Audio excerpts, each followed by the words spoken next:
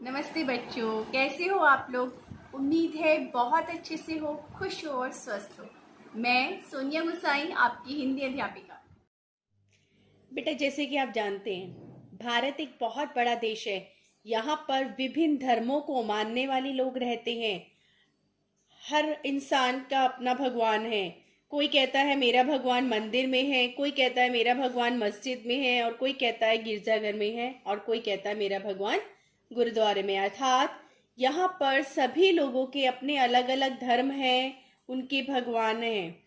लेकिन यहाँ पर कवि जो है वो कहना चाहते हैं कि इंसान को भगवान ने बनाया है जो कि एक है, लेकिन व्यक्तियों ने अपने आप को, अपनी सीमाओं को बांट लिया।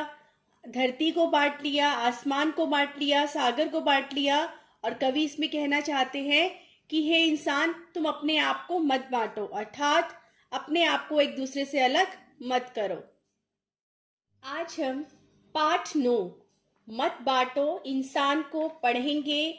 इसके जो कवि हैं वो हैं विनय महाजन, जिन्होंने ये कविता लिखी है। विनय महाजन जी ने, उन्होंने इस कविता के द्वारा हमें ये बताने की कोशिश करी है कि जो इंसान है वो एक ही ईश्वर की संतान है। हमें अपने आप को अलग नहीं समझना है, क्योंकि ईश्वर ने ही धरती, सागर, आसमान, सभी कुछ ईश्वर ने बनाया है। लेकिन ईश्वर ने ये रेखा नहीं बांटी थी कि यहाँ से यहाँ तक का ये देश है और यहाँ से यहाँ तक का वो देश है।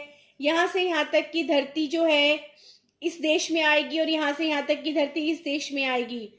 ये जो बंटवारा है धरती का, समुद्र का, सागर का, ये सब इंसानों ने स्वयं ही करा है। तो आइए पहली पंक्ति से मैं पढ़ना शुरू करती हूँ। आप इसको ध्यान से सुनिए और समझिए। मंदिर, मस्जिद, गिरजाघर ने बांट लिया भगवान को, धरती बांटी, सागर बांटा, मत बांटो इंसान को। अर्थात इन पंक्तियों में कवि कहना चाहते हैं कि मंदिर, मस्जिद, गिरजाघर ने बांट लिया भगवान को, यानी जो भगवान है हमारे, वो हम सब ने अलग अलग अपने बिठा दिए। किसी ने अपने भगवान मंदिर में बिठाए, किसी ने मस्जिद में, किसी ने गिरजाघर में बिठा दिए। धरती बांटी, सागर बांटा, इंसानों ने बांट लिया है धरती को कि यहाँ से यहाँ तक की धरती इस देश की है, यहाँ से यहाँ तक की धरती उस देश की है। सागर भी बांट लिया है, यानी ये सागर इस देश के अंतर्गत आता है और वो सागर उस देश के अंतर्गत आता है। मत बांटो इंसान को, कवि कह रहे हैं इंसानियत को मत बांटो। आप इंसान जो है आपस में, उन्हें इंसान रहने दो। अब आगे देखिए कवि क्या कह रहे हैं। अभी राह तो शुरू हुई है, मंजिल बैठी दूर है, उजियाला महलों में बंदी, हर दीपक मजबूर है। इन पंक्तियों में कवि कहना चाहते हैं कि अभी तो हमारी राह शुरू हुई है, यानी अभी तो हमने अपने जीवन की शुरुआत करी है। मंजिल बैठी दूर है, हमारा जो जीवन का लक्ष्य है वो अभी बहुत दूर है। उजियाला महलों में बंदी, हर दीपक मजबूर है, यानी जो उजियाला है, जो प्रकाश है, वो महलों के अंदर बंदी है, यानी बंधा हुआ है, उसे बाहर नहीं आने दिया गया। हर दीपक मजबूर है, ये जो दीपक है जो रोशनी करता है उसे महलों में बंद करके रख दिया है। उसी तरह से जो इंसान है उसने भी अपने आप को सीमाओं में बांट दिया है। ये मेरी सीमा है, ये और तेरी सीमा है। ये मिला ना सूरज का संदेशा, आगे कवि क्या कहते हैं। मिला ना सूरज का संदेशा, हर घाटी मैदान को, धरती बांटी, सागर बांटा, मत बांटो इंसान को। यानी सूरज ने ये कोई संदेशा नहीं दिया है किसी भी घाटी या मैदान में कि मैं यहाँ से निकलूंगा तो मैं इसी देश का हूँ, मैं वहां से निकलूंगा मैं उस देश का हूँ, या ये मेरा देश है, ये तुम्हारा देश है। हर जो घाटी मैदान है उन सभी पे सूरज जो है एक समान रोशनी देता है। उसी तरह से कवि आगे कह रहे हैं इंसानों ने धरती को बांट लिया, सागर को बांट लिया, मत बांटो इंसान को। अब हमें इंसानों को आपस में नहीं बांटना है, इंसान जो है वो आपस में मिलजुल कर रहे, यही कवि कहना चाह रहे हैं। आगे देखिए कवि क्या कहते हैं इन पंक्तियों में। अब भी हरी भरी धरती है, ऊपर नील वितान है, पर ना प्यार हो तो जग सूना जलता रेगिस्तान है। अर्थात जो धरती है वो हरी भरी है और ऊपर नील वितान माने नीला आसमान है। जो धरती है वो हरी भरी है और उस धरती के ऊपर नीला आसमान है। लेकिन पर ना प्यार हो तो जग सूना, ये जो संसार है बिना प्यार के जलता हुआ रेगिस्तान है।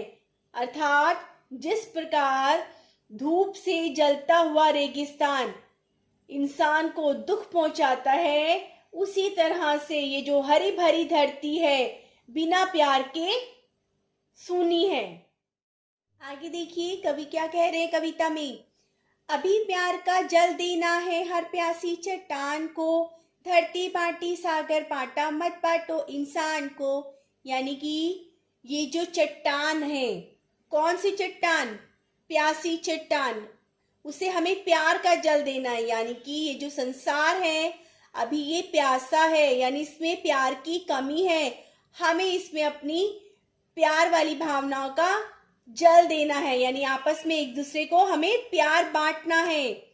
धरती बांटी सागर बांटा मत बांटो इंसान को। कवि फिर से कह रहे हैं कि हे इंसान, आपने सारी धरती को बांट लिया, सागर को बांट लिया है, कृपया करके आप इंसानियत को मत बांटो, यानी इंसान को इंसान रहने दो। एक इंसान दूसरे इंसान से तभी प्यार करता है जब उसके मन में आपस में सद्भावना होती है ना। वरना हम लोग क्या करते हैं, एक इंसान दूसरे इंसान से नफरत करता है, ये तुम्हारा धर्म है, ये मेरा धर्म है, ये इस धर्म का है, ये इस जाति का है। तो कवि के अनुसार वो चाहते हैं कि हमें इन भावनाओं से दूर रहकर प्यार वाली जल को बरसाना है, यानी प्रेम रूपी दीपक कवि जलाना चाहते हैं इंसानों के दिलों में। आगे देखिए, साथ उठे सब तो पहरा हो सूरज का हर द्वार पर, हर उदास आंगन का हक हो खिलती हुई बहार पर। इसमें कवि कहना चाहते हैं कि जब सब लोग उठे तो सभी के द्वार पर सूरज का पहरा हो। यानी जब सूरज आते हैं तो क्या होता है, सबके दिलों में खुशी आती है, एक नई लहर, नया दिन निकलता है, नई उमंग जगती है सबके दिलों में। तो कवि के अनुसार वो कहते हैं कि हर उदास आंगन का हक हो खिलती हुई बहार पर, यानी किसी भी आंगन में उदासी ना हो, सभी लोग खुशी खुशी आपस में मिलकर रहें। आगे कवि कहते हैं, रौंद न पाएगा फिर कोई मौसम की मुस्कान को, धरती बांटी सागर बांटा मत बांटो इंसान को।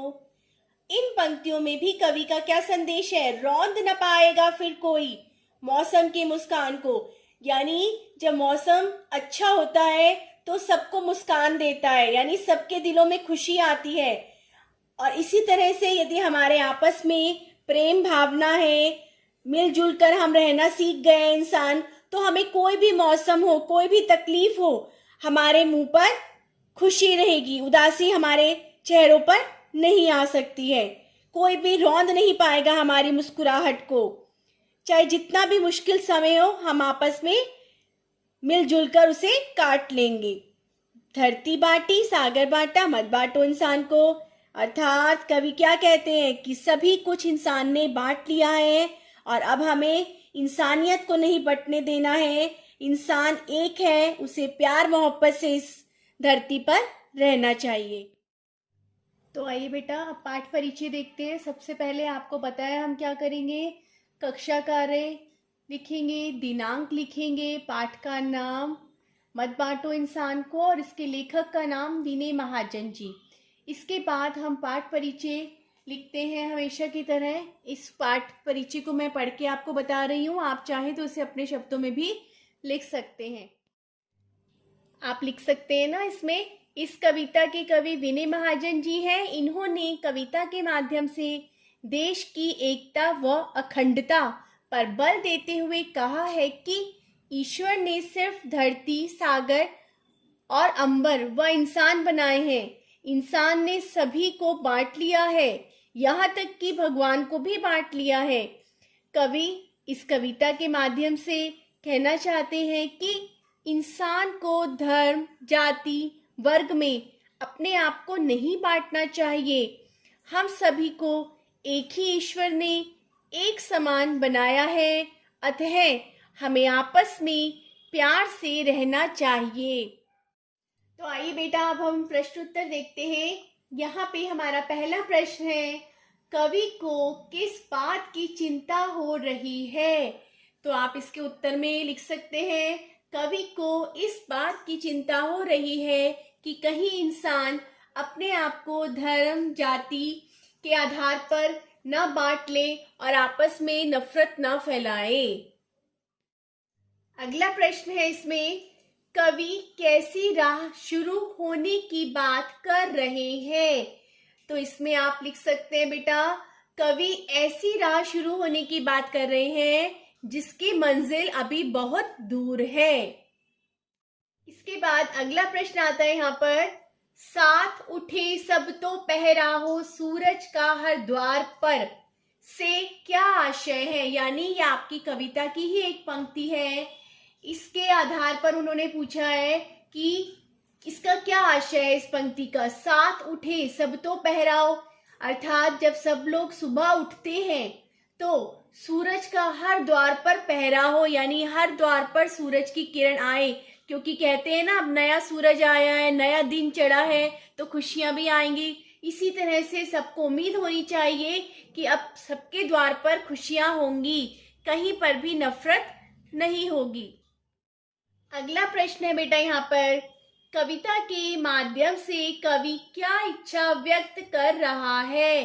तो जैसे कि आप जानते हैं कि इसमें कवि की क्या इच्छा है। कवि कहना चाहते हैं कि इंसान ने धरती सागर अंबर सभी कुछ बांट लिया है, लेकिन कवि कहते हैं कि इंसान को आपस में एक दूसरे का बंटवारा नहीं करना है, यानी हम सब एक ही ईश्वर की संतान हैं और हमें प्यार से रहना है। अगला प्रश्न इसमें कौन सा है बेटा? देखो, भगवान को बांट लेने का क्या अर्थ है? तो कविता में बताया है ना कि इंसान ने भगवान को भी बांट लिया है मंदिर मस्जिद गिरजाघर में, यानी कोई कहता है मेरा भगवान मंदिर में रहता है, कोई कहता है मेरा भगवान गिरजाघर में रहता है, तो कोई कहता है मेरा भगवान मस्जिद में रहता है। यानी भगवान ने तो एक ही इंसान बनाया, एक ही धरती, एक ही सागर बनाया, लेकिन इंसान ने खुद ही सब कुछ बांट लिया है, यहाँ तक कि उसने भगवान को भी अलग अलग नामों से बांट लिया है। अगला प्रश्न है बेटा इसमें, उजियाला महलों में बंदी हर दीपक मजबूर है, पंक्ति का क्या आशय है ना? तो आप इसे अपने शब्दों में लिख सकते हैं कि उजियाला जैसे कि हम अगर महल के अंदर एक दीपक को रखेंगे तो उसकी रोशनी दीपक की कहाँ तक रहेगी? महल के अंदर तक। लेकिन अगर हम उस दीपक को बाहर निकाल देंगे तो उसकी रोशनी आगे भी फैलेगी पूरे संसार की तरफ। इसी तरह से जो हमारे देश का भविष्य है, जो बच्चे हैं या जो इंसान है, उनको अपने आप को जाति और धर्म के बंधन में बांध के नहीं रखना है, उन्हें इससे ऊपर उठना है ताकि उनकी रोशनी पूरे संसार में फैल सके। अगला प्रश्न है बेटा इसमें, कवि ने किस प्रकार की समानता की बात कही है? तो आपको जैसे कि जानते ही हैं, कवि इसमें किस प्रकार की समानता की बात कर रहे हैं। कवि कहते हैं कि हम एक ही ईश्वर की संतान हैं, हमें आपस में मिलजुल कर रहना चाहिए और अपने आप को धर्म जाति के आधार पर नहीं बंटने देना चाहिए, क्योंकि इंसान सभी कुछ बांट चुका है। आइए बच्चों, अब हम अभ्यास कार्य देखते हैं। आपकी पुस्तक में लिखा हुआ है, सही उत्तर पर सही का निशान लगाइए। यानी इस प्रश्न में 4 विकल्प हैं, उसमें से आपको सही विकल्प का चुनाव करना है। ठीक है बेटा, मैं यहाँ पे चारों विकल्प पढ़ूंगी, लेकिन उसमें से जो सही उत्तर है वही मैं बोर्ड पर लिखूंगी। यहाँ पर है पहला, मंदिर मस्जिद और गिरजाघर ने किसे बांट लिया?